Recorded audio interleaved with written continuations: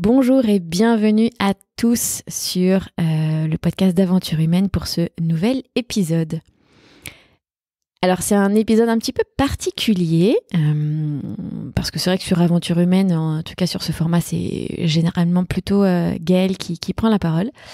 Et aujourd'hui j'ai un exercice peut-être un petit peu plus difficile que d'habitude, en tout cas pour moi. C'est que je donne la parole à Gaëlle. Salut Gaëlle. Coucou Laura. Et bonjour à tous évidemment. Je suis ravi d'être sur le siège opposé, on va dire, et d'avoir changé de micro. Donc je vous disais, aujourd'hui c'est un épisode un petit peu particulier puisque du coup je te donne la parole. Donc c'est moi aussi qui prends la casquette c'est moi qui vais te poser les questions. Du coup, comme je sais beaucoup de choses, c'est un exercice aussi compliqué parce que je dois faire comme si je ne savais pas. Donc bref, ça va être un épisode très intéressant, je pense, en tout cas moi de mon côté pour te poser les bonnes questions. Et je tiens aussi à préciser que c'est un épisode qu'on enregistre à la demande. À la demande d'une très très fidèle auditrice d'ailleurs qu'on salue hyper fort. Cécile, je sais que tu nous écouteras et merci de nous avoir soufflé cette idée. Gaëlle m'avait déjà fait passer 2 fois sur le podcast quand j'étais partie donc en voyage et Cécile nous a soufflé l'idée de cette fois-ci de faire passer Gaëlle parce que finalement elle connaissait très peu le avant. Ouais, elle connaît très peu le parcours de Gaëlle. Donc si tu es prêt. Je suis prêt. Ouais, ok. Bon, il est chaud patate. Est-ce que Gaëlle, tu peux te présenter, mais j'aimerais que tu nous dises en fait qui tu es et pas ce que tu fais aujourd'hui. Eh ben, je suis Gaëlle. Ça, c'est une certitude. J'ai aujourd'hui 34 ans. Breton d'adoption depuis peu. Auvergnat d'origine, italienne un petit peu aussi. Je suis un connecteur avec d'autres êtres humains. J'essaye le plus possible d'être en interaction et de valoriser cette connexion, cette interaction, de l'approfondir et de l'améliorer. Je crois que c'est ce qui me conduit un petit peu à travers toutes les opportunités ou toutes les activités ou toutes les casquettes que je peux avoir aujourd'hui. C'est celle-ci, que ce soit cette interaction avec notre fils, avec toi, avec moi-même, et puis avec tous nos invités, tous nos apprentis podcasteurs, tous nos clients, tous nos partenaires. C'est ça que j'aime approfondir, découvrir, améliorer encore une fois, parce que c'est ce dialogue, c'est cette communication, c'est ce lien que j'aime explorer.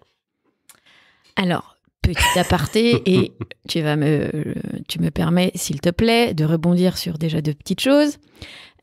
Dans tes origines, tu as dit des origines auvergnates et, je vais dire siciliennes, italiennes. Le mafieux sort de ce corps. Je tiens quand même à préciser que ces 2 origines expliquent, pour celles et ceux qui connaissent de près ou de loin Gaëlle, mais expliquent quand même cette passion, cette frénésie qui t'anime pour le fromage. Ok, parce que voilà, je peux en manger à toute heure et je n'ai jamais vu ça. Journée. Je crois que autant le sucre peut couler dans les veines de beaucoup de personnes, autant Gaëlle, ça c'est le premier dossier que je peux vous révéler, est un cheese addict, mais attention, du très bon fromage. Et voilà, donc on vient de déménager, je peux vous dire que nous avons écumé toutes les fromageries du coin, presque de France et de Navarre, pour trouver l'endroit où nous allions acheter le fromage. Bref, ça, c'était un premier petit dossier pour vous permettre aussi de mieux connaître Gaëlle. Est-ce que tu peux nous parler un petit peu de ton enfance? Qu'est-ce que tu as fait comme études? Qu'est-ce que on va en venir après à ce que tu fais aujourd'hui? Quelle activité ou quels différents métiers tu pratiques? tu exerces. Est-ce que tu peux nous parler un petit peu de ton enfance? Oui, j'ai donc grandi à la campagne, en Auvergne. J'étais très introverti, très calme, très dans mon monde, enfant. J'aimais le monde des adultes. J'aimais mon petit monde que je m'inventais ou que je me créais avec des livres, avec beaucoup, beaucoup de livres. Euh, J'aimais pas jouer. J'aimais découvrir, j'aimais apprendre, j'aimais être seul. Donc voilà, on va dire jusqu'à mes 11 ans, j'aimais tout ça. Beaucoup de télé aussi quand même. Voilà, ça me.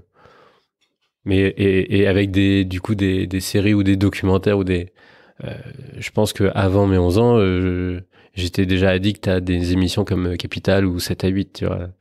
Euh, à 10 ans, j'aimais déjà ce monde de l'entreprise. Alors j'ai grandi évidemment évidemment, dans mon écosystème, il y a beaucoup d'entrepreneurs.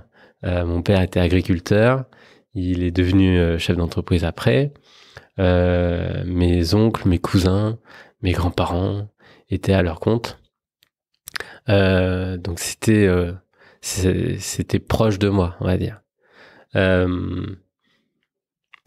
Voilà. J'avais un frère qui avait 3 ans de moins que moi, mais il était très très joueur. Donc à l'opposé, quoi. On se fritait un peu. On n'arrivait pas à se comprendre. On n'arrivait pas à interagir. Et puis à 11 ans, j'étais à l'hôpital. Ça a commencé là Ce qui a d'ailleurs été un énorme déclic dans ta vie aussi. Il y a eu un avant et un après. Il y a eu un avant, un pendant pour s'en sortir, et un après avec évidemment en résultat un énorme cadeau parce que je suis guéri. Donc je m'en sors par le haut. Donc à 11 ans, sûr. On te découvre une tumeur au cerveau. Voilà. Et en fait, je suis content. Je suis content parce que je sais ce que j'ai, enfin. Pendant plusieurs années, je ne grandissais pas et je ne grossissais pas.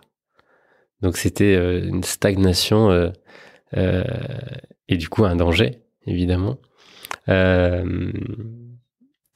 Jusqu'au jour où il y a eu le diagnostic. Et voilà, diagnostic enfin. Et ça, c'était... pour moi, c'était un cadeau. C'était une bonne surprise parce que je savais enfin ce que c'était. Quand on sait ce qu'on a, ben, on peut mettre en place la bonne action. J'ai été évidemment pris entre très bonnes mains à Clermont-Ferrand par un super professeur. Et voilà, en quelques jours, j'ai été sauvé. En quoi tu dirais aujourd'hui que cette maladie explique aussi une grande partie de ton état d'esprit d'aujourd'hui? Ben, cette période était... je suis passé à quelques fois proche de la mort, d'un arrêt, d'arrêter cette grande aventure qui était à peine commencée, on va dire, pour moi. Donc avec du recul, je me dis que voilà, je sais que ça peut basculer. Donc j'en profite, j'essaye de faire un maximum de choses. J'essaye de rarement me mettre en colère ou de m'attarder sur des choses inutiles. Ça, je crois que faut en vouloir pour me faire aller dans des endroits où j'ai pas envie d'aller. Faut en vouloir pour passer à côté de choses vraiment vraiment très importantes et me désaxer un petit peu d'un quotidien, parce que c'est au quotidien, c'est au jour le jour, c'est pas une fois par an un kiff, c'est vraiment au jour le jour que j'essaye de d'avoir ce plaisir de vivre. Et ces petits instants de bonheur, c'est au jour le jour qu'il faut aller les chercher. Parce qu'on ne sait pas, encore une fois, si dans 1 heure ou dans 1 semaine ou dans 10 ans, on sera là. Il y a l'association des Petits Princes qui a joué un très grand rôle et qui t'a permis aussi non pas de toucher du doigt, mais de réaliser des rêves. Très belles choses, de très beaux rêves. Est-ce qu'on peut revenir sur ces rêves ? Ah ouais, effectivement, c'est... Qui sont passés du rêve à la réalité. À la réalité. Effectivement, donc on me diagnostique cette tumeur au cours d'un IRM et 48 heures après, je suis opéré. Et juste avant de rentrer au bloc, ma mère me dit tu as intérêt à remonter dans ta chambre, j'ai une surprise pour toi. En fait, elle avait contacté ou lu eu vent en tout cas de l'existence de cette association. Donc on était dans les années 2000, on était en 2000, novembre 2000, et l'association donc était créée en 87. Donc elle n'avait pas autant d'expérience qu'aujourd'hui, mais elle existait, elle faisait déjà de très très belles choses. Donc bon, j'ai obéi, je suis remonté, tout s'était bien passé, ça a été long, mais c'était passé. Et dès que j'ai pu, en fait, j'ai écrit, parce que j'étais intubé, j'ai écrit sur l'ardoise « Je veux voler ». C'était ça mon rêve. J'avais jamais pris l'avion. Et je me rappelle, c'était dans ma chambre, j'avais une super chambre, tout seul. Il y avait des tonnes et des tonnes de livres, de BD, de cadeaux, de friandises, c'était incroyable. J'étais très très bien entouré et soutenu évidemment. J'ai eu cette chance-là. Et il y avait des posters de 2 mètres par 2 mètres du Vendée Globe. En novembre 2000. C'était il y avait des bateaux. Il y avait beaucoup de bateaux. Et un petit peu d'avions. Mais j'avais pas ces grands posters qui pouvaient un petit peu recouvrir ces murs un peu froids. Donc, on avait mis des grands bateaux. Donc, voilà, ces grands espaces, la mer ou les airs, m'attiraient énormément. Et donc, j'ai pu voler. Parce que 4 mois après, j'étais dans un cockpit pour prendre un avion, la première fois, entre Clermont-Ferrand et Paris. Et j'ai eu la chance d'être dans un cockpit avec un super copilote d'Air France. Voilà, tout était super bien organisé. Ce qui ne serait malheureusement plus possible aujourd'hui avec toutes les restrictions. Sûrement. Ouais, là, c'est mon père pouvait filmer. On a une cassette, on a tout ça, quoi. Ma mère et mon frère étaient dans l'avion. Voilà, ils ont fait le voyage aussi. J'ai pu visiter l'aéroport d'Orly, la tour de contrôle, les pompiers, les effaroucheurs, voilà, des choses inaccessibles qui évidemment font oublier tout le reste, ou en tout cas motivent un peu plus. Et c'est peut-être là où j'ai encore plus compris que tout était possible. Mais vraiment. Parce que là, tu étais encore en chimio ou tu étais... En gros, j'avais eu 2 opérations. J'avais eu une petite complication à l'estomac. Donc j'étais resté plus d'1 mois à l'hôpital sans manger. Donc là, j'étais sorti de l'hôpital, mais j'avais encore des restes. Là, en gros, la tumeur était très très mal placée et on savait pas s'il fallait pas une 2e opération, de la chimio, des choses comme ça, ce qui s'est avéré utile et nécessaire quelques temps après. Mais donc là, voilà, j'avais quand même... j'avais dû passer de 20 à 26, 27 kilos, quoi, en quelques mois. Alors, c'est simple, du moment où je suis rentré pour la première fois à l'hôpital et 18 mois après, j'avais doublé de poids. De 20, j'étais passé à 40 kilos. Et c'était bon. C'était lancé. Donc là, tous les 2-3 mois, je refaisais ma garde-robe, comme on dit. Et là, c'était yalla. Donc, l'association des Petits Princes t'a permis de réaliser ce rêve. Et d'autres après. La chance, à l'époque, il n'y avait peut-être pas malheureusement autant d'enfants où l'association en tout cas n'était peut-être pas aussi connue qu'aujourd'hui. Est-ce que tu peux nous raconter les autres rêves que l'association t'a aidé à réaliser? C'est vrai que j'ai fait une demande et j'ai eu la chance que les 3 autres rêves me soient soufflés, en fait. On m'invite à y participer. Donc 2 ans après le premier, je vais rencontrer pendant une journée la Patrouille de France à Salon de Provence sur la base militaire, la base d'entraînement. Donc la PAF, comme on dit. Cette patrouille d'élite, donc 9 pilotes qui pour ceux qui ne connaîtraient pas, pardon. Oh, il a vu mes yeux. J'ai vu tes yeux. J'étais embarqué, j'étais déjà dans cette journée, effectivement. Et j'ai repris en plus l'avion. Donc Clermont-Paris, Paris-Toulon, Paris-Marseille peut-être, parce que après je suis allé à Toulon.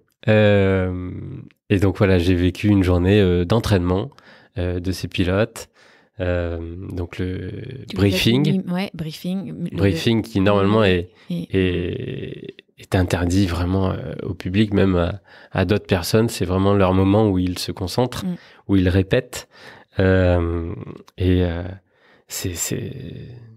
là aussi où peut-être j'ai pu vivre des organisations, j'ai pu comprendre les organisations d'exception sur un petit peu comment performer, comment exceller, comment s'entraîner, comment être focus et être très concentré sur un objectif. Ils n'ont pas droit à l'erreur, donc voilà, pendant une journée, j'ai pu déjeuner avec eux, voir leur évolution, toucher des Alpha Jets. Évidemment, c'est magique, quoi. Et là, t'as quel âge? Donc 11, là, 12, j'ai 13. 13, 14 ans. 13 ans, je pense. Voilà, magique. 3 ans après, crescendo. Donc là, j'étais... Bon, entre-temps... T'étais en rémission ou t'étais pas totalement guéri? Non, il y avait eu d'autres opérations. Il y avait une chimiothérapie qui se préparait, qui a duré 8-9 mois. C'est là où je dis que je perds mes cheveux pour la première fois. Aujourd'hui, c'est la 2e fois. C'est ça, en seconde, je vais pouvoir vivre 3 jours sur le Charles de Gaulle, le porte-avions, porte-avions nucléaire français. Finalement, tu auras baigné dans les 2 univers qui arboraient les murs de ta chambre, à savoir l'univers marin et l'univers aérien.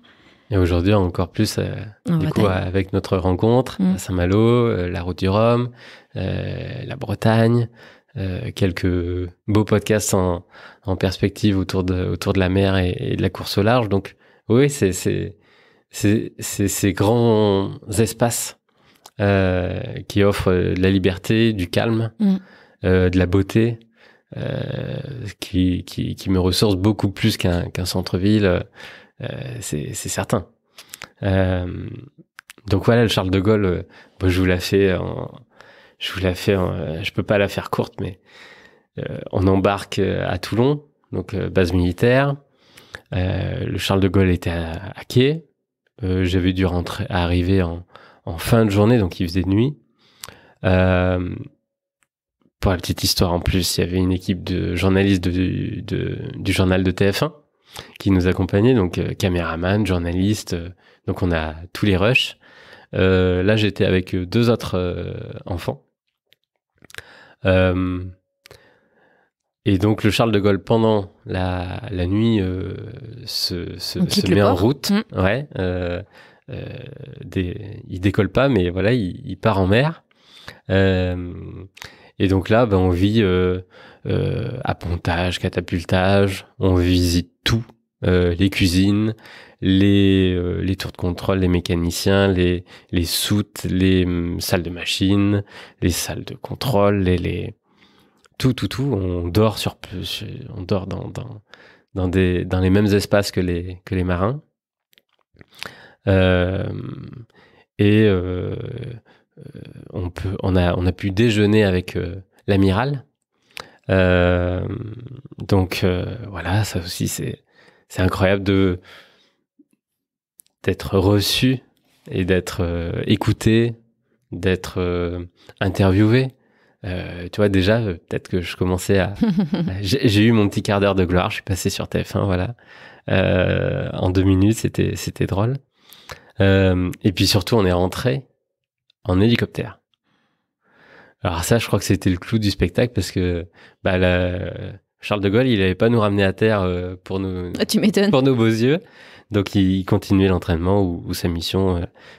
Voilà, on savait pas bien ce qui se passait là, de ce côté-là, mais on a pu faire un petit tour en hélicoptère pour rentrer à terre. C'était peut-être 45 minutes d'hélico au-dessus de la mer. On était en combinaison.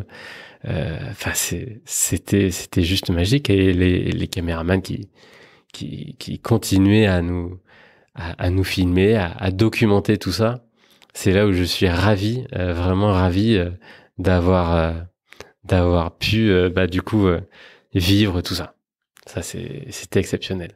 Donc là, tu as 13, 14, 15, 16, 16, Là, j'ai 17. 16 ans et à la fin, le dernier, j'ai 18 ans. 15 jours avant de passer le bac, j'étais très très loin d'être prêt et c'est pas grave. J'ai pas révisé assez et je m'en veux absolument pas. J'ai eu la chance de vivre une semaine à Houston en immersion à la NASA. Attends, mais je suis en train de calculer. Oui, c'est pas 3 rêves, c'est 4 rêves finalement. 4 rêves. Ouais, j'avais oui. Oui. Un dont j'ai fait la demande. Et ensuite, les 3 autres ont suivi. Écrite. Et après, 3 autres qui m'ont été soufflés. Et donc voilà, ils avaient un partenaire, l'association Petit Prince avait un partenaire Zodiac qui était un des partenaires industriels de la NASA. Donc ils avaient quelques entrées. Et donc là, on était 3 aussi. On a pu visiter derrière les vitres qui étaient normalement là pour séparer visiteurs et personnel autorisé toute la NASA, les centres de tir, de contrôle, les centres d'entraînement. Il y a une énorme piscine avec une fosse et des robots qui font immerger des modules de la station Mir ou des satellites, des choses comme ça. Donc j'ai des photos, des choses exceptionnelles. Et puis la première fois aux États-Unis, la première fois sur un long courrier. Alors je sais qu'aujourd'hui l'avion est très controversé, mais moi c'était des rêves très très importants, très très marqués. J'ai adoré prendre l'avion, avoir cette possibilité-là de liberté, parce que quand on est attaché, enfin pas attaché, mais intubé et cloîtré, on va dire, dans une chambre parce que on n'a plus de défense immunitaire, pouvoir s'envoler, pouvoir découvrir le monde, c'est effectivement quelque chose qu'on fait dès qu'on peut. Je sais pas si tout le monde l'aurait fait, mais c'était un vrai besoin. En tout cas, on réfléchit pas, on dit oui. Donc le bac. Bon, j'ai eu à l'oral. Rattrapage à l'oral. Rattrapage. Et puis, alors ça, je sais pas si c'était important pendant mon enfance, mais je suis passé de l'intello à lunettes, et vraiment premier de la classe ou deuxième, à un gros teufeur. Un gros teufeur à partir de mes 18 ans, c'est sûr. Mais parce que tu étais en rémission. Oui, parce que j'étais guéri. Parce que j'ai célébré pendant des années cette guérison. et surtout, bon, j'ai vu que c'était pas une école d'ingénieur qui allait me faire réaliser d'autres rêves. Mes rêves, qui allaient me permettre de vivre cette aventure vraiment. Je voulais, encore une fois, comme je ne savais pas de quoi demain serait fait, je pouvais pas me permettre, je ne voulais pas me permettre de passer une journée sur des bancs d'école ou il fallait que il fallait que je vive, quoi. Et du coup, tu arrêtes cette école. Donc j'arrête, en gros, aujourd'hui, et depuis ce temps-là, dès que je sens que je suis pas à ma place, j'arrête. Ce qui peut être, et là on en a souvent discuté, mais ce qui peut être souvent considéré comme tu n'es pas une personne jusqu'au boutiste, tu ne vas pas au bout des choses. Moi je sais que c'est quelque chose qu'on m'avait souvent reproché et qu'on a pu, c'est le genre de réflexion qu'on a pu te faire aussi. Et c'est vrai que tout le monde peut ne pas comprendre quand on ne va pas au bout des choses, sauf que c'est vrai que dans nos deux fonctionnements, c'est très, très contre nature d'aller, de finir quelque chose qui vraiment, quand on le sait, qui ne nous correspond pas, c'est presque une souffrance d'aller au bout. Ça n'a rien à voir avec les efforts, Exactement. avec la force de travail, avec la persévérance. Mais je crois que c'est vraiment deux choses qu'il faut... Ça a quelque chose à voir avec... c'est la connaissance de toi aussi, de soi. La connaissance de soi, de ce qui... Et d'être là au bon endroit pour soi, mais pour les autres aussi. Je sais très bien que j'ai arrêté au bout de 2 mois un IUT mesure physique. Je n'en aurais rien fait. Mais rien fait. C'était... j'ai préféré signer cette lettre, mais très, très facilement et très rapidement. Aller voir mes parents... cette lettre de j'arrête et d'aller dans le bureau de la direction et de dire je suis vraiment pas à ma place, je préfère aller travailler, trouver plein de petits boulots t'as eu le que courage perdre aussi ce temps-là. Aller dire à ses parents je suis pas à ma place là, je rebondirai. Faites-moi confiance.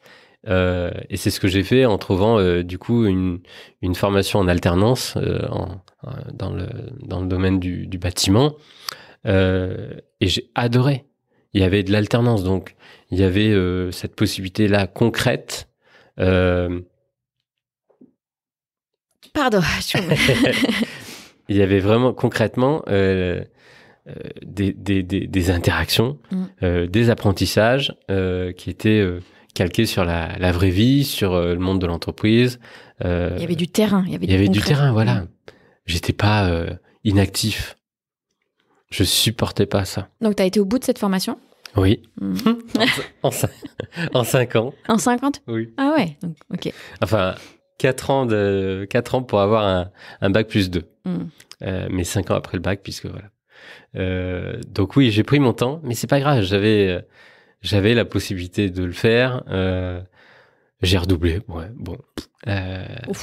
Ça me passe au-dessus. Voilà, j'avais la possibilité de gagner un peu d'argent, de faire la fête, de voyager. J'avais deux appartements. Enfin. J'étais en études à Grenoble, j'étais en activité ou en alternance du coup à Clermont-Ferrand. J'ai adoré cette période. J'ai adoré. Je la vivais à 200 à l'heure. Donc tu finis cette école, tu fais quoi ? Tu trouves un boulot ? Je travaille pendant 1 an à Clermont-Ferrand et je voulais... Dans le bureau d'études ? Ouais, dans un bureau d'études en bâtiment.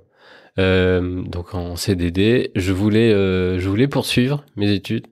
Je voulais peut-être passer de l'autre côté, on va dire. Donc là, j'étais un technicien du bâtiment, mais dans une toute petite structure. Donc j'étais le bras droit du patron, un ingénieur qui avait beaucoup d'expérience, qui était connu, reconnu. Vraiment, toutes les entreprises du bâtiment lui faisait confiance.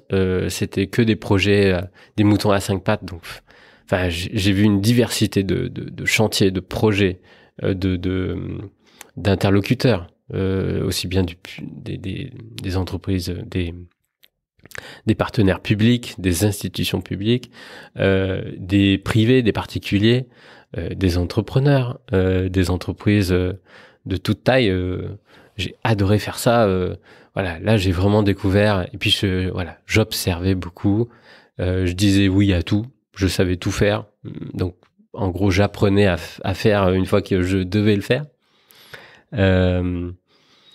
Tenir des réunions, aller tout seul, en gros suivre un chantier, dessiner une maison ou un immeuble, enfin voilà, ça c'était concret. Voilà, je me débrouillais, je découvrais, j'apprenais, j'étais entouré, il y avait d'autres salariés qui pouvaient m'aider aussi, donc j'ai adoré ça. Et à un moment, je voulais aller côté entreprise. Donc être un petit peu moins côté bureau, côté études, côté conception, mais passer côté études, entreprise, réalisation. Et j'ai pu le faire à Lyon. Donc là, j'ai repris une année d'études en alternance aussi. Donc 7 ans après le bac, donc j'avais 25 ans, 24, 25 ans. Et donc là, c'était pour gérer des projets industriels.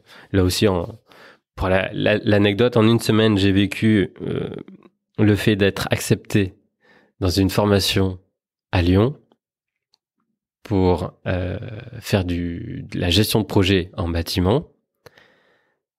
Le dernier jour où je pouvais obtenir, signer un accord avec un contrat d'alternance avec une entreprise, je découvre que j'ai une place, j'ai un contrat, mais avec une entreprise industrielle. Donc de bâtiment, je passe à chef de projet, gestion de projet en bâtiment, en industrie. Et le lundi où je commence cette alternance dans cette entreprise, qui est un énorme fabricant européen dans le bâtiment, un fabricant industriel du coup, me met dans les mains un projet commercial. Donc là, en une semaine, je balaye tout ça, et évidemment, je dis oui. Je dis oui à tout. Et donc, c'est là où je découvre l'univers, les process, ce que c'est de faire du commercial. Et j'ai adoré. Pareil, donc j'avais quasiment aucun enseignement pendant ces études-là, parce que c'était gérer des projets. Donc, fallait faire le cadrage, gestion de projet, analyse des risques, tout ça, mais il n'y avait pas du tout de prospection téléphonique, argumentaire commercial, présentation commerciale, négociation, closing, tout ça, je l'ai découvert. Je bossais le soir et le week-end là-dessus, je lisais des bouquins. Il n'y avait pas encore de podcast. Par contre, c'est là où j'ai découvert les MOOC. Ah bah oui. J'ai adoré. Il y avait des MOOC de l'EM Lyon. Donc j'étais à Lyon là, à ce moment-là. Et j'ai adoré avoir cette possibilité-là, cette liberté-là d'apprendre. J'ai dû faire une dizaine de MOOC dans l'année. Et donc, je me découvre aussi une appétence pour le commercial, pour découvrir des prospects, découvrir des besoins, créer une relation commerciale, créer une relation avec des partenaires. Là, je plonge dedans et j'adore ça. J'adore ça tellement que, en gros, j'arrive à négocier et à... Donc, en gros, le projet commercial, c'était simple. Le groupe industriel venait de racheter une usine en Autriche et il fallait que je développe une base commerciale. Je reste humble, hein. C'était juste mettre en place des bases commerciales pour vendre toute cette production de l'usine autrichienne en France. Donc, je connaissais rien ni au marché, ni au projet commercial. Donc, je suis curieux, j'observe, je pose beaucoup de questions et puis je mets les mains dans le cambouis, on va dire. Au bout d'un an, il y a 4 contrats cadres qui sont négociés, qui sont à peu près en route, tellement bien en route qu'ils n'ont plus besoin de moi. En gros, c'est ce qui s'est passé. Merci pour le business. Ciao. Donc, les bases commerciales, d'un volume de marché compris entre 500 000 euros et 1 million d'euros sont en place. Et voilà. Donc, je suis content. J'ai appris. Bon, merci, il me garde pas. Au final, j'ai compris, hein, je me suis fait virer par 3 patrons. J'ai compris que je crois que j'étais fait pour être mon petit patron, mon propre patron. J'avais un petit peu trop l'esprit indépendant ou libre et les cases ou les faire remonter les informations et dans des process attendre et c'est pas pour moi. Voilà. Évidemment, avec ce que j'ai vécu, je crois que je me connais et j'ai compris que oui, fallait que je sois un petit peu plus maître de mes projets, de mes activités, réussite ou échec. Donc là, tu quittes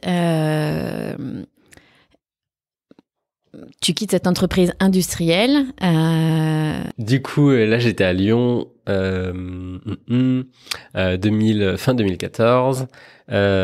Et donc, il me garde pas. Et je fais le tour, du coup, mes 4 partenaires avec qui j'avais noué des relations un petit peu plus proches. Et il y en a un qui me serre la main un petit peu plus longuement et qui me dit, viens chez nous. Donc là, on arrive dans un réseau de distribution pour la rénovation de l'habitat. Et donc, je vais de Lyon à Annecy. Donc, je sais pas si vous suivez, mais je suis très, très région Rhône-Alpes-Auvergne. Clermont-Ferrand, Grenoble, Lyon, Annecy. Et puis là, je vais y rester 1 an. C'est une création de poste. Beaucoup de liberté aussi, puisque c'est de l'amélioration continue pour un bureau d'études interne d'un groupe industriel. Donc, je mets en place des process, des procédures, des formations. J'aime bien ça. Je structure et je suis aussi bien en interaction avec des équipes commerciales que techniques.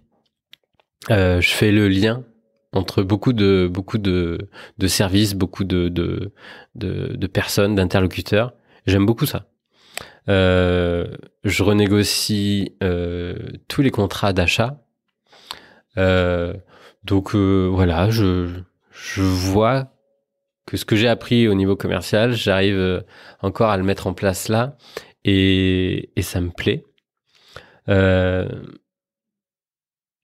Donc une belle année qui se finit par, on va dire, une apothéose, une aventure, évidemment. On te montre encore la porte de sortie. En me montrant la porte de sortie grande ouverte. En gros, je suis mis dans un gros dossier de concurrence déloyale parce que en fait, je connais bien tout le monde dans la boîte. J'aime bien être avec tout le monde. Et il y a 2-3 personnes qui ont fait des petits coups. Des petits coups qui n'étaient pas totalement dans les règles. On me met dans le même bateau et puis je suis viré vraiment pour faute grave. Qui depuis ça a été heureusement prouvé. Évidemment. Donc bon, pour la petite anecdote, les premiers amis que je rencontre à Annecy sont des avocats. Donc évidemment, je suis mis à la porte, j'appelle tout de suite Florent et bon il vous me avez dit monté le dossier. On va aller au prud'homme et puis voilà, on va juste rééquilibrer un petit peu le dossier.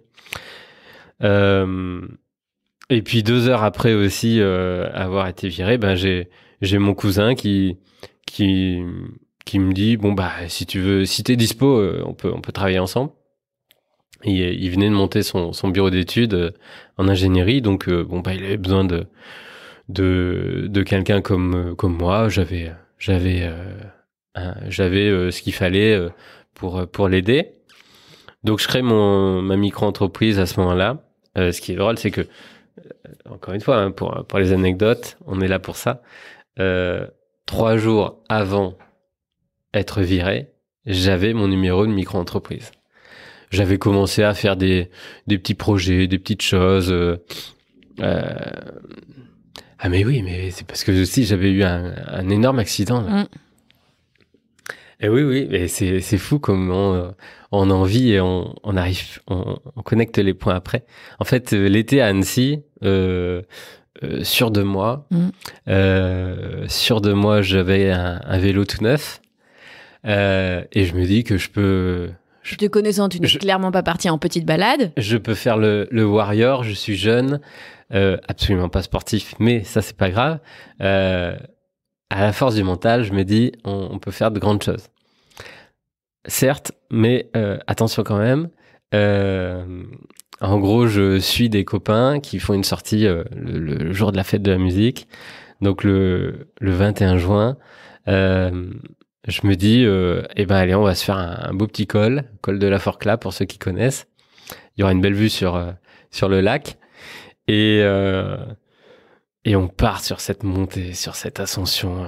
Je n'ai évidemment absolument pas la condition physique, ni le coffre, ni les jambes, ni l'expérience d'un grimpeur que c'est de faire une sortie vélo par une forte chaleur, par tout ça, et je vais quand même au bout.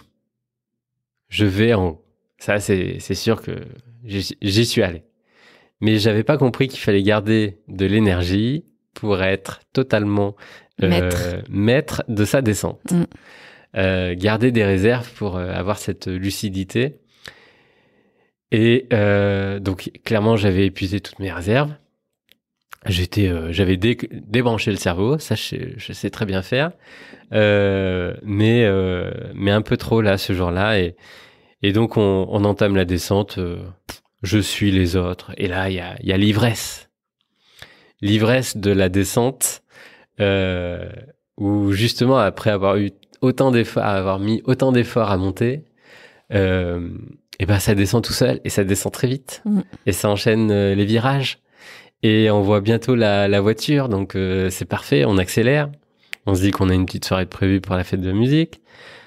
Et là, mais clairement, j'accélère. Je double tout le monde. Et dans mon esprit, je suis le roi du monde. Le roi du monde. C'est très simple, hein. Je suis le roi du monde. J'ai tout ce qu'il faut. Le CDI, la belle région à Annecy, la petite copine, la voiture toute neuve, les loisirs qu'il faut. J'ai un vélo, je fais du wakeboard tous les week-ends sur le lac. Et là, mais vraiment, paf, je me suis aplati contre terre. J'ai fait un vol plané. Il y avait un dos d'âne, il y avait un beau panneau stop. Et j'étais à 100 mètres à 70 km/h. Donc j'ai tout freiné, sauf que, encore une fois, je ne savais pas faire du vélo de route comme ça. Donc ça a fait la pagaille, et là, pouf. Donc heureusement j'avais un casque, acheté la veille. Sinon évidemment je serais pas là derrière le micro.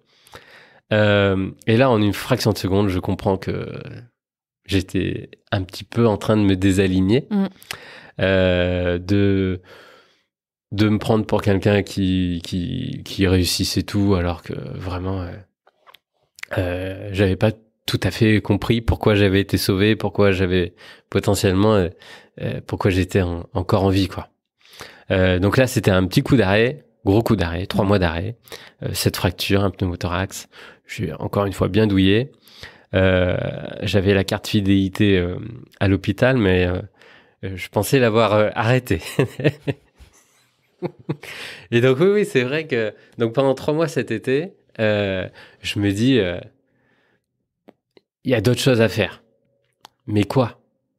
Encore une fois, j'étais en train de me mettre dans des cages, dans une cage dorée. Le CDI, la région, potentiellement des emprunts, et puis après la vie, elle va très vite. Et là, c'était le moment où non, hop, fais le reset. Et j'étais pas capable de le faire tout seul, donc on m'a viré, et en gros 3 mois après, j'ai été page blanche. Ah oui, ça. Plus de copines, plus d'appart, 2 sacs dans la voiture, et une liberté exceptionnelle de tout recommencer, de reprendre tout à zéro. Donc nouvelle région. En gros, j'ai essayé de faire de retrouver du travail. J'y arrive. J'ai été en train de signer un CDI dans la région proche de la Suisse, là, à Thonon. Et je démissionne. Voilà, au bout d'un mois, je démissionne. C'est bon, c'est vraiment plus pour moi. Je veux larguer les amarres. Voilà. Comme toi, tu l'auras fait un petit peu plus tard après. Et c'est peut-être pour ça, parce que j'ai été capable de le faire, que j'ai pu un peu t'accompagner, te dire un peu ce que j'avais fait. C'est assez simple. Tu coupes tous les liens. Et donc voilà, page blanche, je suis micro-entrepreneur, j'ai potentiellement quelques compétences, mais encore une fois, je sais pas ce que c'est de parler de soi, de communiquer autour de ses offres, d'être pleinement le responsable de ce qui rentre dans une activité économique. C'est la première fois que je le comprends et que je le vis. Donc là, pour la première fois, tu te dis, j'arrête de postuler, j'arrête de prendre un CDI, de CDD. J'essaye de monter et de rendre mon activité pérenne. Exactement. Et donc, je découvre, là, dans le dur, ce que c'est de... Alors, j'ai un client, mais j'en ai qu'un seul. Je fais le malin, mais il y avait aussi une reconstruction, une digestion, on va dire, de tout ce qui s'était passé personnellement. Entre l'accident, être viré et se séparer de quelqu'un. Bon, fallait un petit peu de temps pour... Donc, je suis assez radical dans la décision. Dans les décisions, je perds pas de temps. Mais après, il faut vivre faut digérer tout ça. Et puis, il faut analyser, il faut comprendre les choses. C'est bien de se dire ça, mais pourquoi c'est arrivé et comment ne pas le reproduire? Voilà. Ça, ça prend un petit peu de temps. Donc, je vais surtout pas faire le malin ici. J'encaisse. Mais je suis heureux. Je suis vraiment heureux de faire ces choix. Je suis libre. Je peux vivre des expériences exceptionnelles, en fait. Mais là, tu te retrouves où, en fait? Donc t'as là, ta voiture, t'as tes sacs, mais tu te retrouves où? Tu retournes à Clermont? Je me retrouve entre Clermont-Ferrand et la Bourgogne. Mon cousin vit à... Ah oui, tu continues toujours à bosser avec ton cousin. Et là, je saisis des opportunités, en fait. Il me faut un appart. Donc, là, en fait, mon quotidien, en quelques mois, devient celui d'un indépendant, d'un freelance qui essaye de structurer une activité, qui a donc un petit peu de chômage, qui a l'aide de ses parents aussi. Quand il y a des coups durs, ils sont là. J'ai cette chance-là, cette possibilité-là.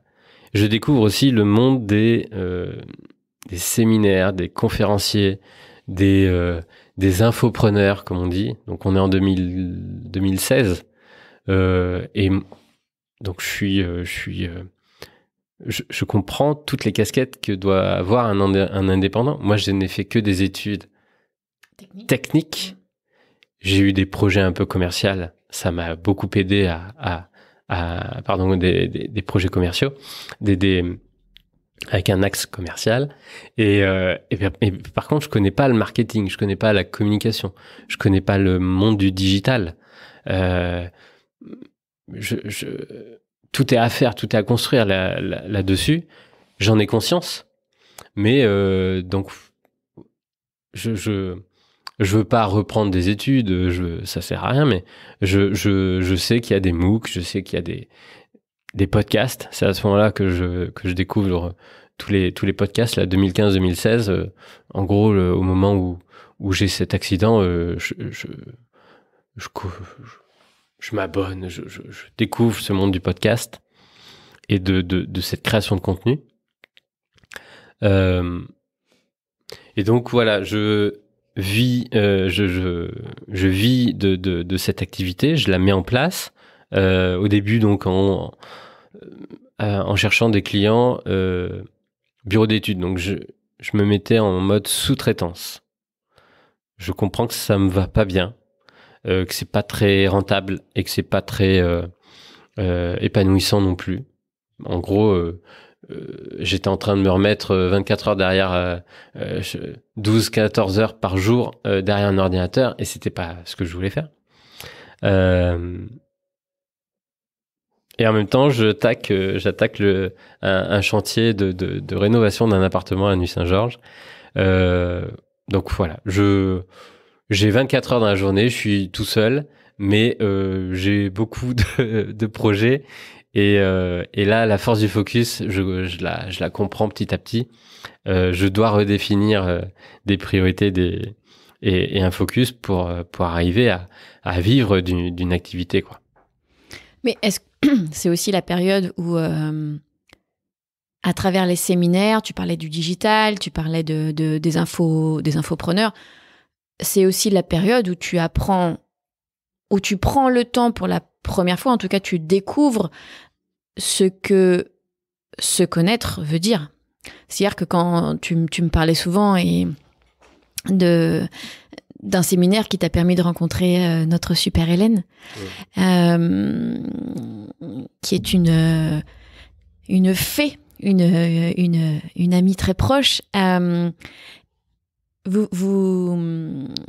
Vous êtes dans le même séminaire, vous apprenez à mieux vous connaître, et c'est vraiment à cette période-là où tu n'es ni dans la technicité, ni dans le commercial, tu es dans l'introspection, tu es dans le fameux pourquoi, tu es dans cette question de sens.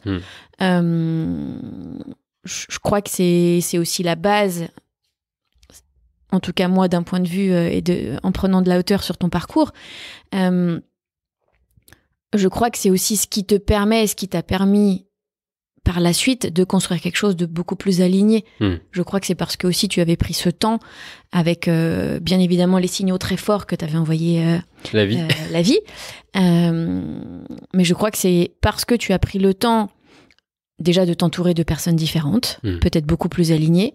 Je pense à l'époque, en tout cas, à Hélène et à David, qui faisaient vraiment partie de ton noyau très très dur, qui sont tous les deux aujourd'hui entrepreneurs, infopreneurs, mais qui ont fait aussi ce gros travail en fait d'introspection et de travail. Je sais pas si on peut dire de travail sur soi, mais en tout cas de questionnement sur soi.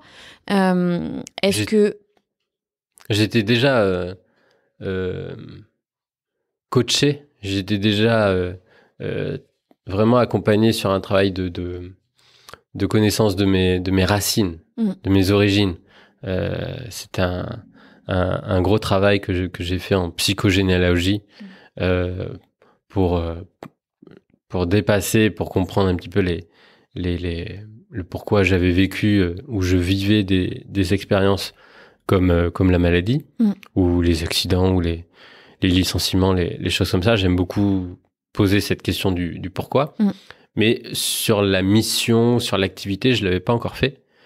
Et ça a été un long travail, on va dire, d'itération. En fait, faut tester plusieurs formats. Je vois que le technicien en bâtiment indépendant n'est pas fait pour moi.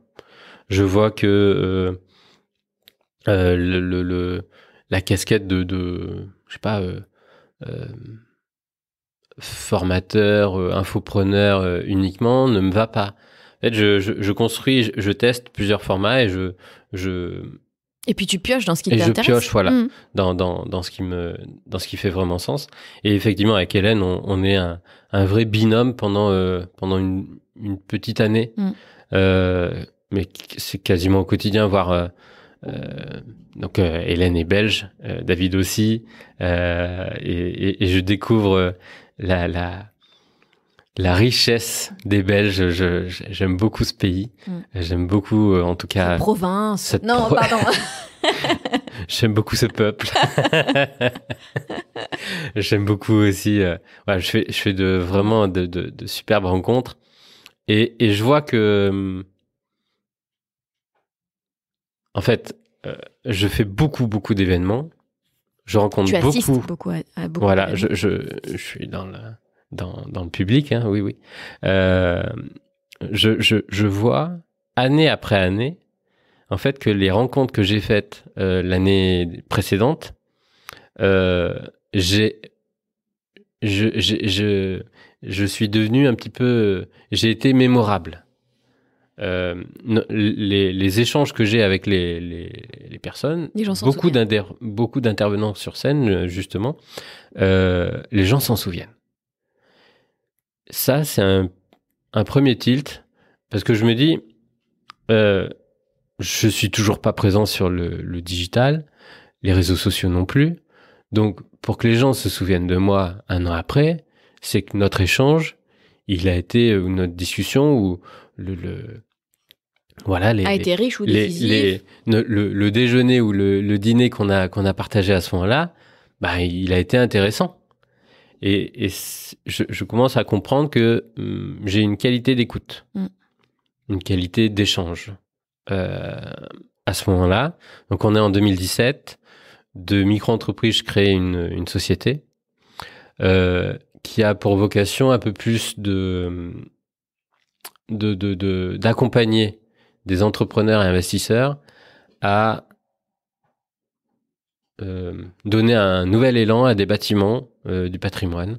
Donc c'est la transformation de domaines, de châteaux, de chapelles, de lieux assez insolites et atypiques en projet un peu plus avec une activité économique derrière autour de l'hospitalité, comme on dit, donc hôtellerie, restauration, événementiel. Mais accessible. Mais accessible et à taille humaine. Alors, à chaque fois, c'est des projets incroyables. Ils sont extraordinaires. J'ai cette faculté de faire concrétiser, de faire accoucher des rêves et des visions. Mais j'ai pas encore peut-être la carrure, l'écosystème et l'expérience pour vraiment aller au bout des choses, au bout des projets, et surtout en avoir un certain nombre autour de moi pour en vivre économiquement.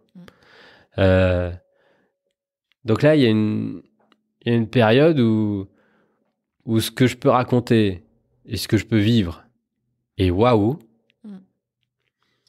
mais il y en a pas assez. Et il n'y a pas assez de personnes et de résultats pour que l'activité économique soit pérenne. Et il y a une vraie distorsion de la réalité là à ce moment-là, parce que les personnes que je rencontre, ben il faut les convaincre. Il faut les convaincre. Il faut réaliser les accompagnements. Donc petit à petit, je mets en place un process. Et en fait, il y a tellement de choses qui sont indépendantes de moi. Ce sont des gros projets. Il y a des budgets importants. Il y a des intervenants ou des partenaires à convaincre. J'y arrive, mais c'est long. Du coup, c'est chronophage. En termes de rentabilité, c'est compliqué. Et en termes de rentabilité, c'est très compliqué de s'y retrouver. Donc j'arrive quand même à convaincre et à lancer quelques beaux projets. Et ce que j'aime, en tout cas, c'est que dans la vie, il y a une justesse. Et je sais que sur le moyen et long terme, il y a toujours une justesse dans ces accompagnements. Une justesse ou une justice ? Une justesse. Une justesse. Il y a un équilibre. Si je suis pas arrivé à, il y a eu quelque chose qui s'est mis en place derrière pour rééquilibrer la relation qui avait été initiée avec des clients ou des partenaires. Ça, j'y tiens parce que faut être honnête.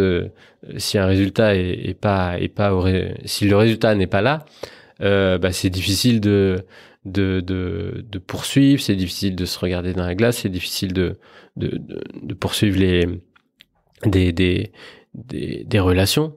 Et ça a jamais été mon but. Donc voilà, les difficultés à concrétiser des projets ont toujours quand même été rendues justes et équilibrées avec d'autres présentations, d'autres collaborations, d'autres moyens de quand même arriver à réaliser de beaux projets, de belles missions.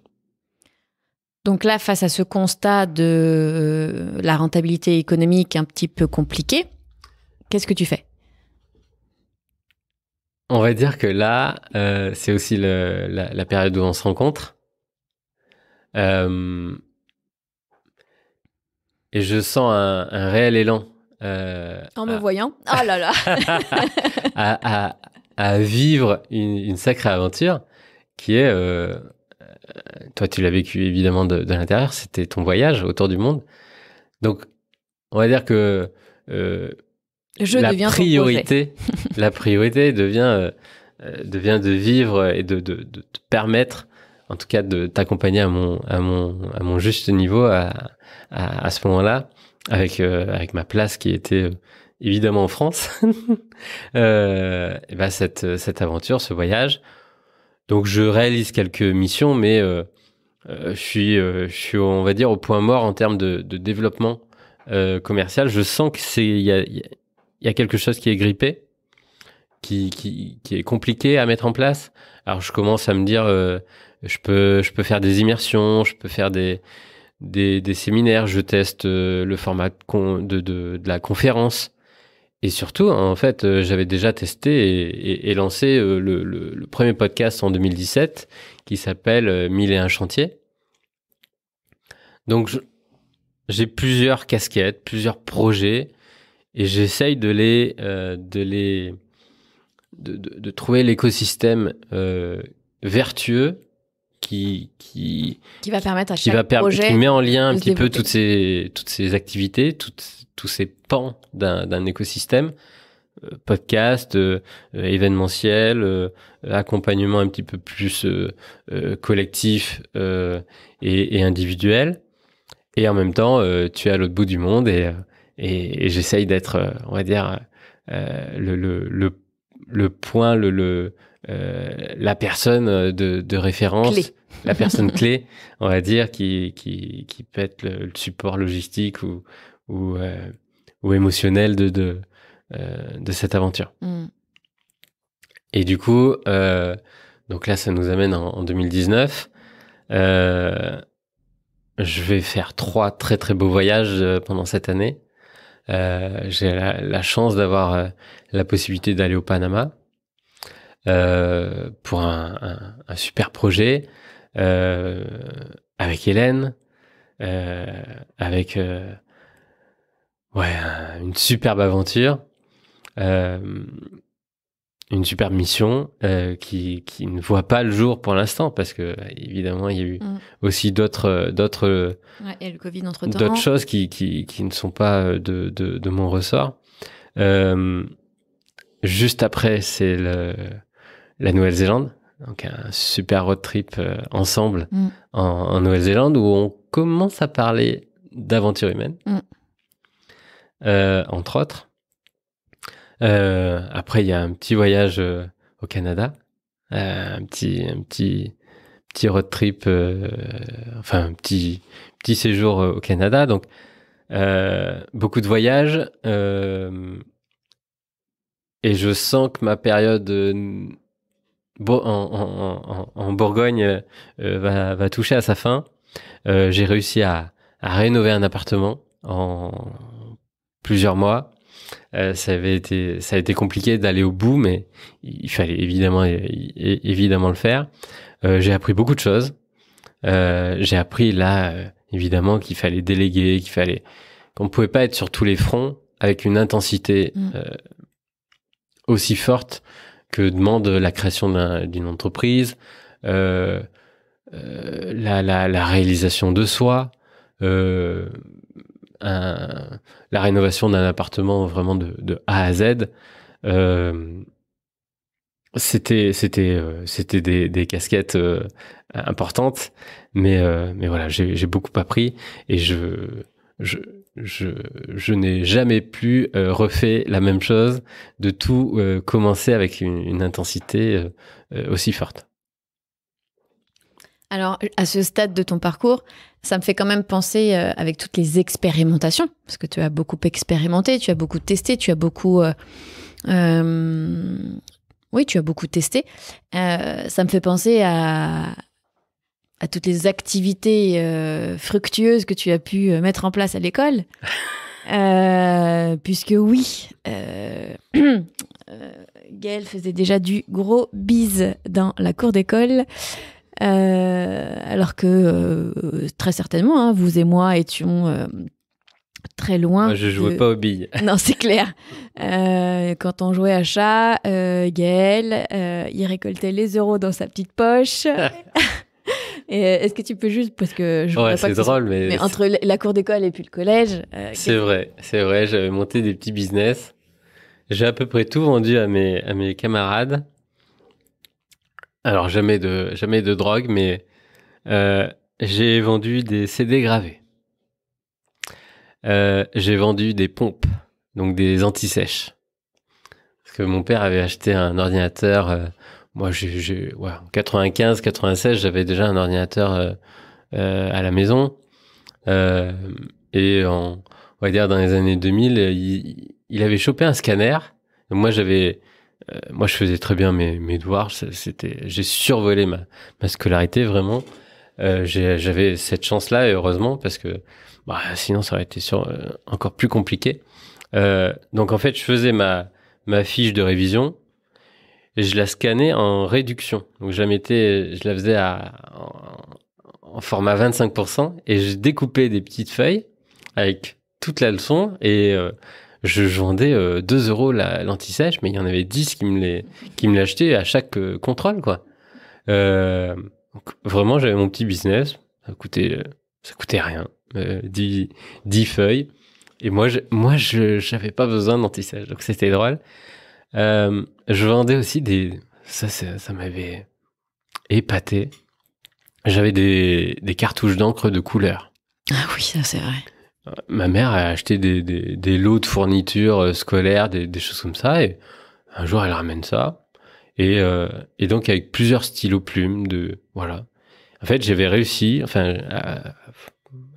à comprendre, je sais pas, c'est une leçon qu'on applique aujourd'hui, à créer le besoin.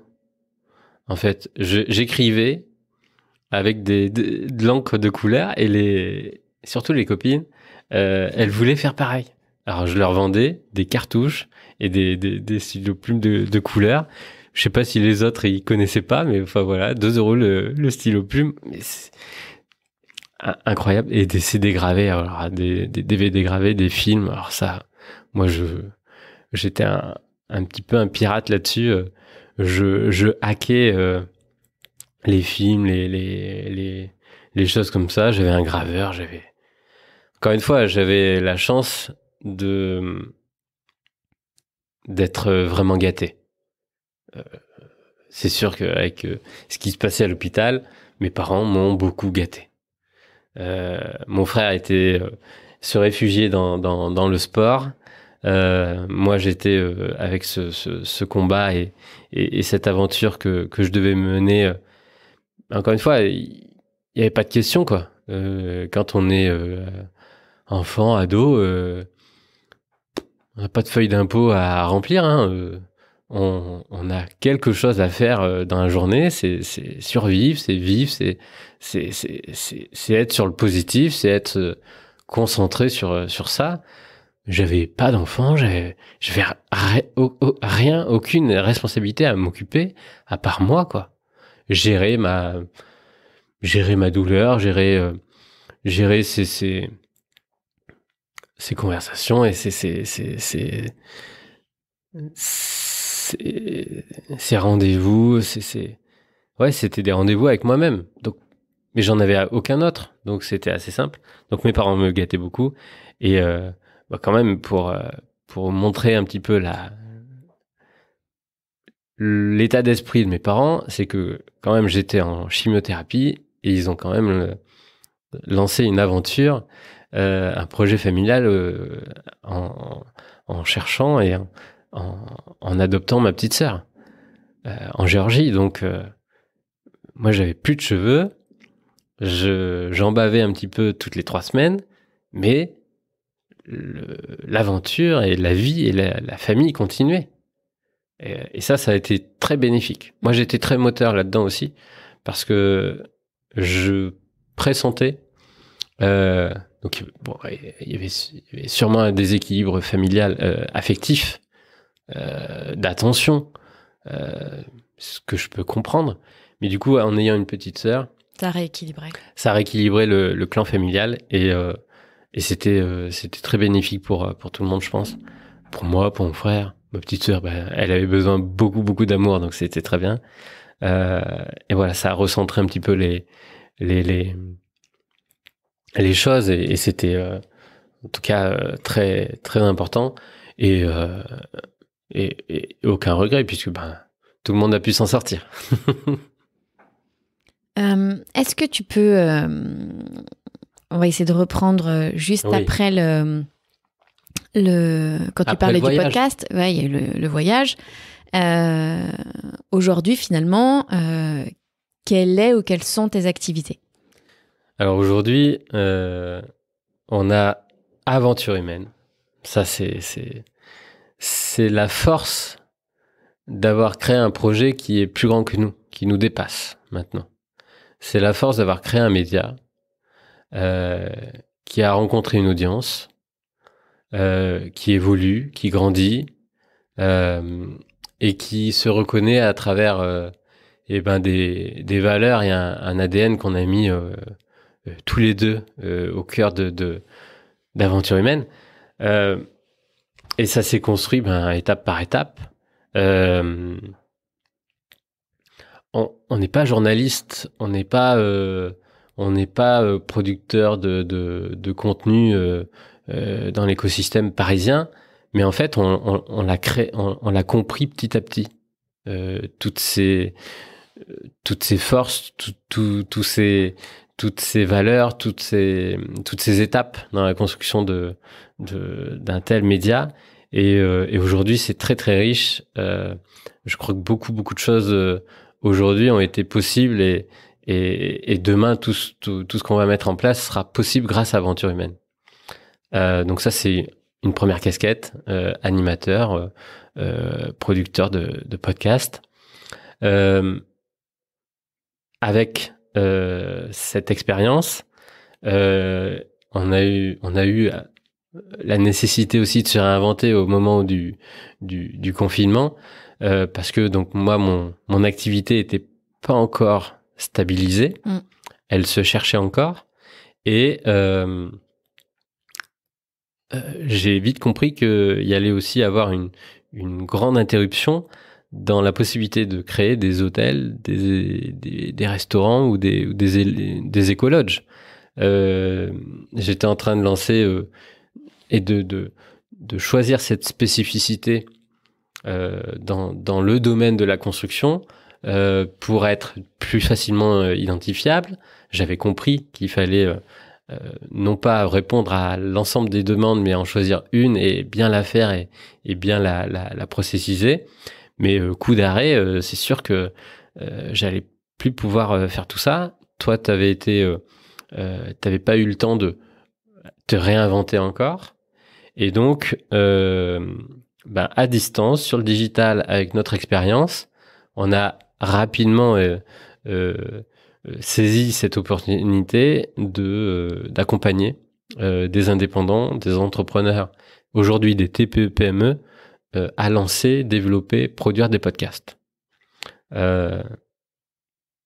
mais c'est pareil, au début, on a voulu un petit peu accompagner tous les entrepreneurs qui avaient un projet de podcast. Oui, aujourd'hui, c'est beaucoup plus... Et encore, on voulait accompagner toute personne qui voulait lancer un podcast en ayant ciblé un peu sur les entrepreneurs. Ah, beaucoup, les entrepreneurs, quand même. Parce oui, mais il y en a eu quand même quelques-uns pour qui c'était pas très, très clair. Mais c'est pareil, on a expérimenté. Après, ce qui nous a permis de cibler encore plus. C'était aussi... on va pas se mentir, hein, il faut il faut alimenter la marmite. Du beurre dans les épinards. Il faut tester. Des idées, on en a. Plus rapidement on les teste, mieux c'est. Et au moins on a un feedback constructif. Essayer de le faire constructif. Et donc aujourd'hui, oui, on est beaucoup plus structuré avec en étant tous les deux freelance, indépendants, en ayant tous les deux une micro-entreprise et des partenaires freelance indépendants autour de nous qu'on a sélectionnés pour faciliter la production de podcasts d'entreprise, des podcasts de marque, parce qu'on a compris, on a vraiment vécu ça dans les coulisses d'Aventure Humaine, les richesses des discussions, les richesses des personnes qui viennent nous voir parce qu'ils nous ont écoutés, parce qu'ils nous ont découvert grâce à notre podcast, à ce contenu qu'on crée, qu'on produit. La richesse et la qualité de la conversation et de la relation juste après est sans égal. Entre le moment où on va... si on compare deux situations, le moment où moi, avec ma casquette, je prospecte, j'ai envie de travailler et de proposer mes services pour quelqu'un, et l'autre solution qui est de créer du contenu à très très forte valeur, avec des valeurs justement et un ADN très fort, avec du temps long, puisque nos formats sont plutôt longs, et ce catalogue d'épisodes, de contenu qui est produit et qui grandit, et donc qui est écouté par des personnes qui nous découvrent, qui apprennent à nous connaître, quand elles viennent nous voir, quand elles nous appellent, quand elles nous envoient un mail, la demande et la première étape est totalement différente. Si je suis tout seul à prospecter, je dois découvrir les besoins, découvrir la personne, potentiellement l'éduquer à nos services, et lui raconter, apprendre à nous connaître, alors que là, la personne a déjà notre histoire et nos valeurs en tête. Elle sait déjà ce qu'on peut lui apporter. En tout cas, elle a déjà une idée bien plus précise, et le lien de confiance est déjà créé. Donc, c'est un énorme raccourci. Moi, il y a un projet qui m'avait toujours étonné. Au bout du 8e épisode, je reçois une demande d'un entrepreneur investisseur qui veut travailler avec moi et qui, avant que je le rencontre, me fait un chèque à 5 chiffres. Et le jour où je m'assois pour déjeuner avec eux en face de lui dans un restaurant, il me ressort des histoires et des anecdotes et des choses que j'avais évidemment partagées derrière un micro au cours de conversations. Et je me dis, waouh, c'est flippant. Moi, je le connais pas. Lui, oui. En quoi aujourd'hui, c'est vrai qu'avec Aventure Humaine, on aime bien cette idée d'engagement, de sens, etc. En quoi aujourd'hui, l'aventure podcastique et le podcast Aventure Humaine, en quoi, grâce au podcast, tu te sens peut-être plus engagé et plus aligné? Je me sens plus engagé parce que alors c'est pas du tout un poids, mais je sens qu'on a une communauté qui attend qu'on les inspire, qu'on les motive, qu'on leur propose du contenu et des aventures positives. Je sens aussi qu'on a, je sais pas si c'est en tout cas une faculté, en tout cas c'est c'est une facilité à découvrir des aventures positives et à les valoriser. Du fait de cette écoute active, du fait de cette capacité à créer une parenthèse positive autour d'une personne, autour d'un parcours, autour d'une aventure, autour d'un projet. En fait, j'ai découvert que je savais très bien le faire et que j'adorais le faire. Donc, faut juste appuyer sur la vitesse et enclencher la vitesse et le faire plus souvent, continuer à s'améliorer, mais vraiment jamais s'arrêter. Donc là, je sais que je suis engagé pour une communauté, pour des invités et sur une zone sur une zone de kiff et une zone de compétences. Ça, c'est mon engagement. Et c'est mon engagement parce que en plus, ça fait du bien. Ça motive les gens, ça valorise des aventures qui en ont besoin, qui font du bien à la planète, aux êtres humains, qui font du bien au collectif, à l'ambiance collective. Parce que si on regarde les médias traditionnels, ils sont beaucoup plus pessimistes pour la plupart. Ils sont beaucoup plus à jouer sur la peur, sur le buzz.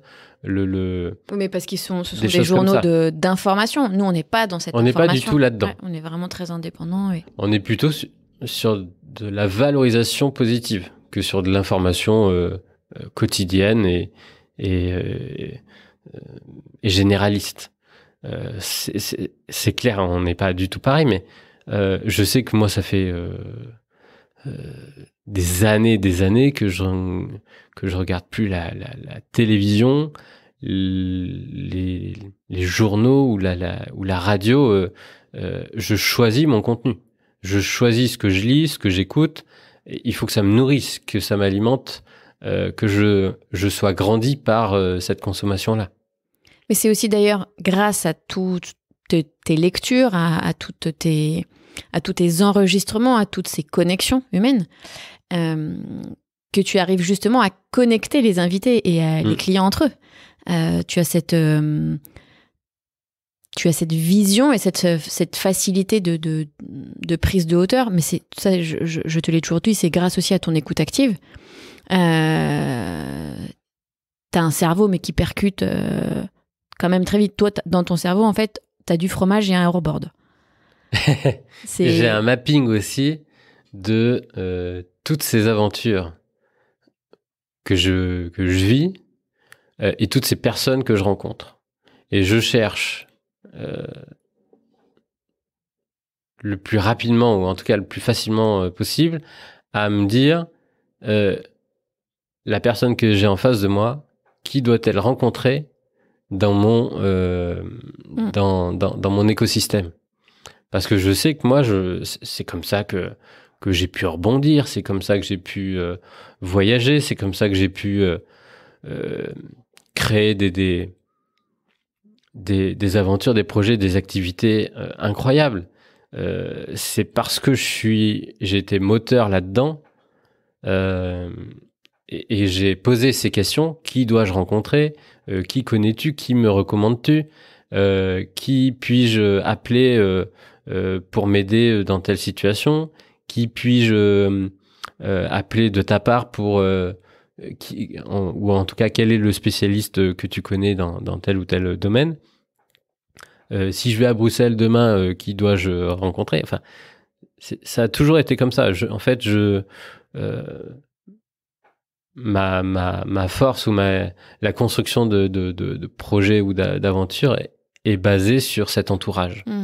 Donc je cherche moi aussi à en retour à faciliter cette mise en lien, cette connexion et la plupart du temps, enfin encore une fois, Cécile qui nous pose un petit peu cette question de quel est mon parcours, a écouté Geoffrey Brochet, préparateur mental, et je crois qu'elle a rejoint sa formation, comme Hélène aussi.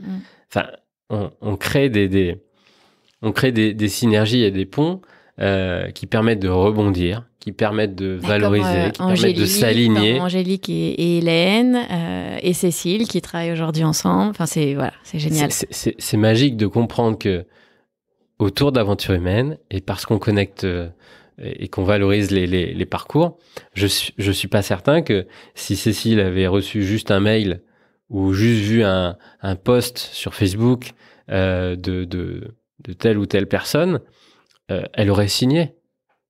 C'est parce qu'elle a appris pendant 2 heures, 1h30, 2 heures, qui était Geoffrey, qui était Hélène, qui était David, qui sont nos invités vraiment, que là, il y a une connexion. Et puis, il y a un échange aussi avec nous. Il y a une connexion durable. Elle nous pose quelques questions. Après, nous, derrière, on répond assez très, très facilement d'ailleurs. On a voilà, ces questions, ces petits allers-retours. C'est un petit message WhatsApp, c'est un petit message sur Insta. Wow, génial, quelle aventure. Je me pose des questions et là, on dit mais non, ne te pose plus ces questions. Si l'élan, si tu as accroché avec un parcours, va le rencontrer, va discuter avec lui. Immédiatement. C'est ça qu'on permet. Et donc, c'est là où je suis aujourd'hui très aligné.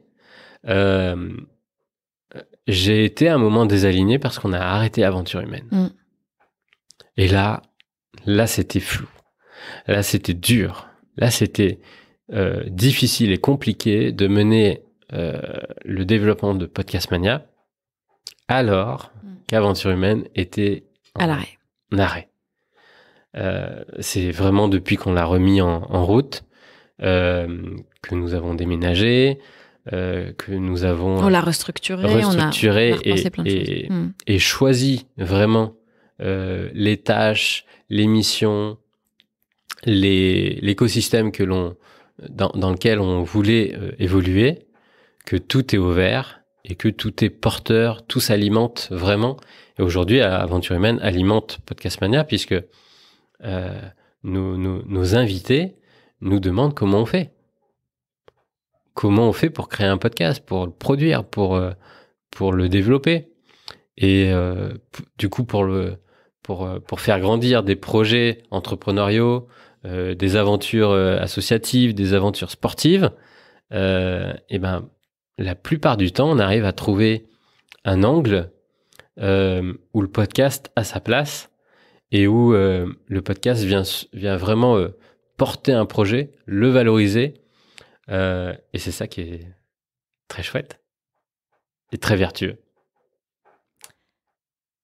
On arrive doucement à la fin de cette discussion.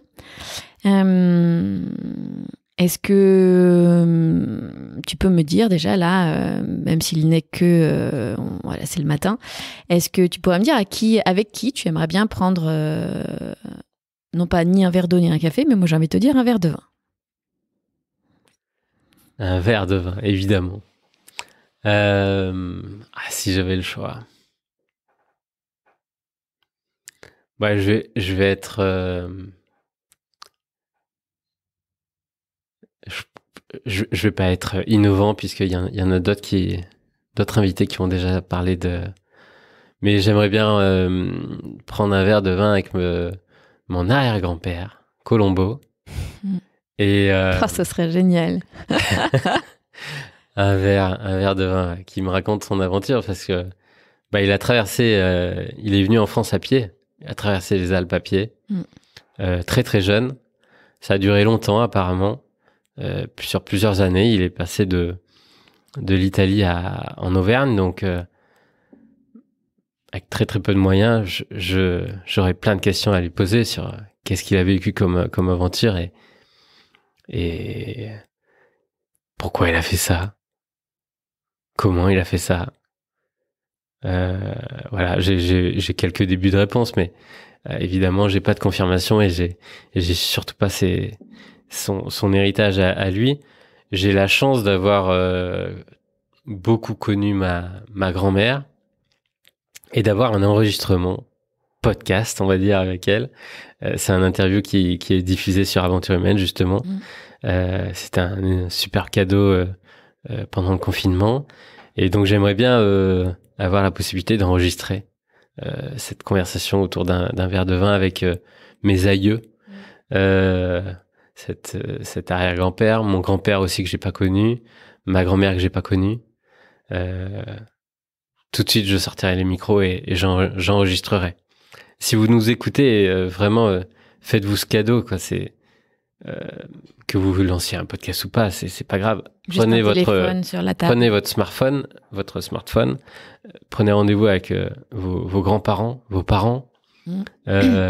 Libérez les paroles. Et enregistrez, faites un petit peu ce qu'on a fait là. C'est qu'avez-vous vécu enfance, pendant votre enfance, quel était un petit peu le contexte, quelles sont les aventures, les choix, les décisions, les déclics, les projets, les péripéties que vous avez rencontrées. Enregistrer tout ça, c'est un héritage exceptionnel. Et donc après le verre de vin, avec qui et à qui souhaiterais-tu tendre le micro? J'aimerais... Ah là, c'est toujours pareil. On sait qu'on va poser ces questions et on n'y réfléchit même pas nous-mêmes.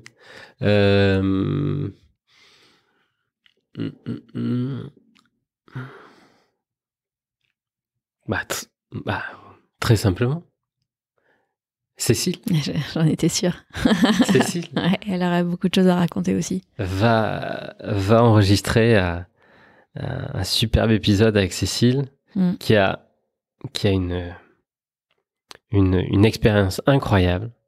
Je fais un énorme teasing, mais effectivement, beaucoup de ressources et de clés, et beaucoup trop invisibles, beaucoup trop dans l'ombre. Et pourtant, c'est une battante. Mais dans tous les cas, voilà, on va la laisser aussi explorer et découvrir un peu plus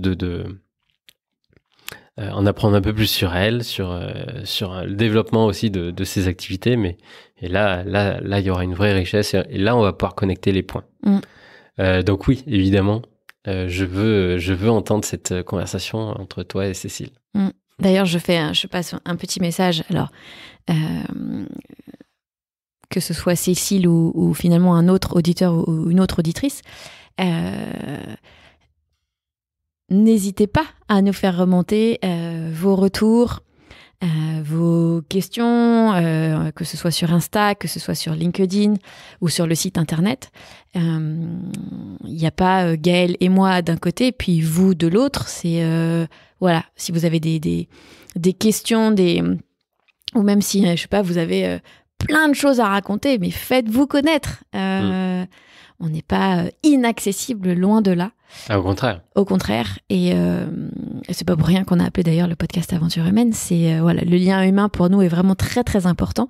Donc ouais, Cécile est sortie un petit peu du bois en nous disant et en m'envoyant un message en me disant mais attends, finalement Gaëlle, moi je connais rien sur lui. Donc elle m'a fait un très gros appel du pied. Et je la remercie et c'était pourtant prévu qu'on fasse cet enregistrement, mais voilà, merci on a accéléré beaucoup. un petit peu les choses. Oui. Est-ce que pour le mot de la fin, est-ce que tu as quelque chose à rajouter? Est-ce que tu souhaites rajouter quelque chose tout simplement? Je veux juste rebondir justement sur toute cette période de confinement et de Covid nous ont éloignés les uns des autres. Heureusement, on a pu continuer à enregistrer à distance, mais c'était pas pareil. Donc, je crois que le mot qu'on a inscrit sur l'année 2023 en termes d'intention, c'était vraiment de nouveau se connecter à notre écosystème, à tous ces invités, à vous, auditeurs, auditrices, et du coup à se rencontrer beaucoup plus en présentiel. Donc on fait beaucoup plus d'enregistrements en présentiel. Là je m'apprête à partir à Lyon une semaine parce que on veut se rencontrer et avoir ces échanges là. On est dans un studio où on a pu aujourd'hui accueillir beaucoup plus d'invités sur derrière des micros, voilà, en présentiel. Et donc, je crois que ça va être cette année l'occasion de créer des événements pour vraiment, vraiment se connecter, se rencontrer, échanger et avoir ces espaces, ces parenthèses en présentiel. Ça nous a... En fait, on a tout vécu, on va dire. On a vécu le début où moi, je parcourais l'Europe avec ma voiture et mes micros. Je les sortais dès que je pouvais pour enregistrer. C'était chouette, mais c'était pas assez structuré. C'était pas assez professionnel. C'était pas assez aligné. Entre-temps, il s'est passé tout ça et il y a eu des hauts et des bas qui nous ont... on a testé, hein, voilà. On arrête, on continue, on fait quoi comme format, on en lance d'autres. Aujourd'hui, on est hyper focus, hyper aligné et on n'aura jamais été aussi résilient que grâce à Aventure Humaine, vraiment. C'est porteur et c'est vertueux. On espère que pour vous aussi, ça évidemment alimente. On a quelques échos qui nous font vraiment chaud au cœur toutes les semaines. Poursuivez et du coup, prochainement, on va vous offrir la possibilité de nous rencontrer, de rencontrer des invités, d'assister à des événements en présentiel et on est très très heureux de faire tout ça. Merci Gaël. Merci beaucoup Laura. C'est drôle de dire ça. À bientôt. À très très bientôt. Merci en tout cas d'avoir écouté ce nouvel épisode. Et Gaël ou moi, on vous retrouve très prochainement pour une nouvelle discussion. À très bientôt. Merci beaucoup pour votre écoute. Vous êtes géniaux.